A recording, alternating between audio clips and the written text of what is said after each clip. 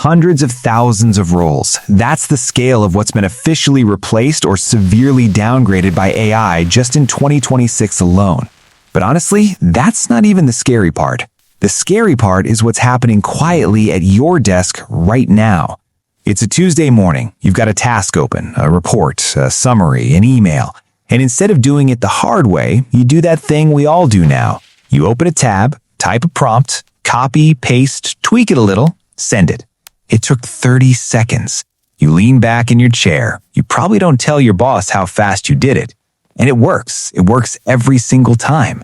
But then somewhere in the quiet part of the afternoon, this thought hits you, and you push it away immediately because it's terrifying. If I can do this task with a tool that takes 30 seconds, what exactly are they paying me for? You close the thought, open another tab, but it comes back. Here's the thing. That question isn't imposter syndrome. It's a completely rational response to a structural shift that happened way faster than anyone was ready for. And the people who are going to come through the next 3 to 5 years with their income actually intact, they're not ignoring that question, they're answering it. My name is Peter, and if you want to understand which jobs are actually at risk, which ones aren't, and what the financial moves are that protect you right now, subscribe before we keep going. Because this isn't a panic piece, it's a map. And the map matters a lot more if you have it before you need it. Before we talk about AI displacement, I want to establish the financial baseline. Because the vulnerability here isn't just about whether your job disappears, it's about what happens to you financially if it just shrinks, if the salary stagnates. You make $64,000 a year. Actually, let's look at take-home. After taxes, you're taking home about $46,500. That's $3,875 a month. Rent, $1,475. Car payment and insurance, $510. Student loans, $280. Utilities, phone, groceries, another $500. You're at $1,110. A little over $1,000 in discretionary room.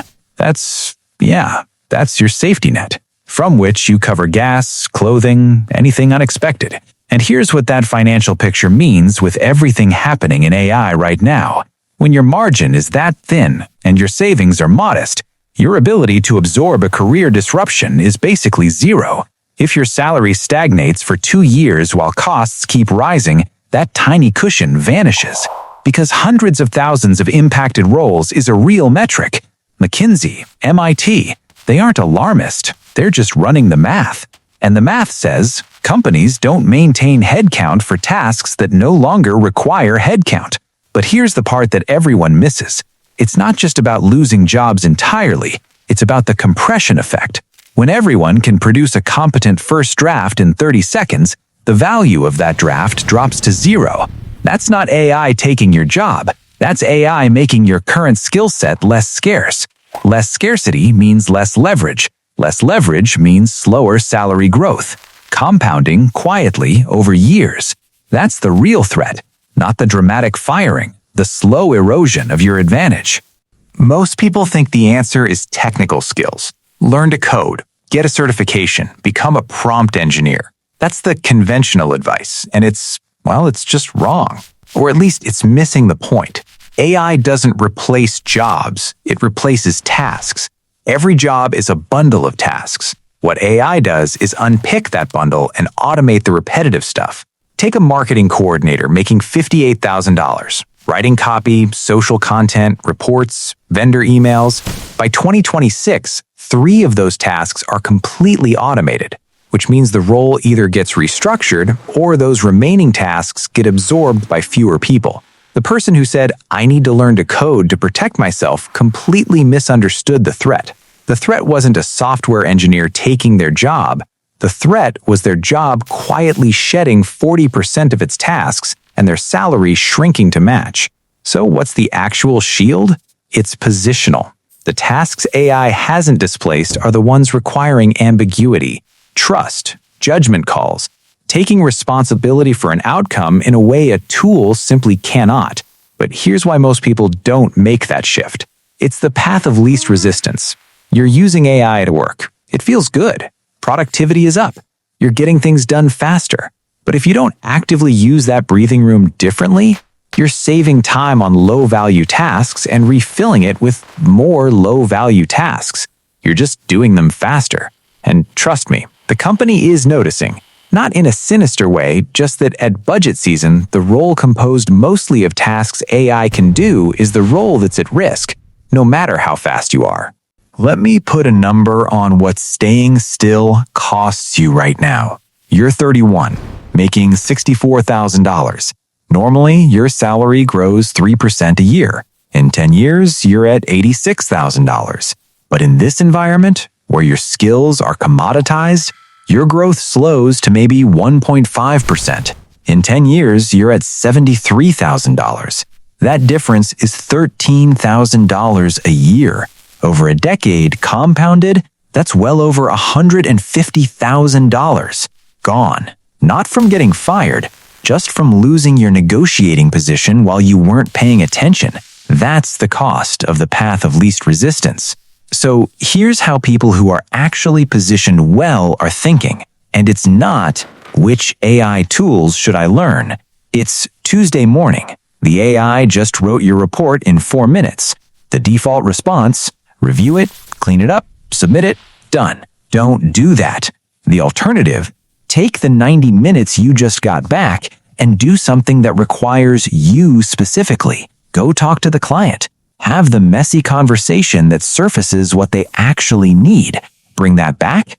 Send a version that demonstrates human judgment, not just AI competence.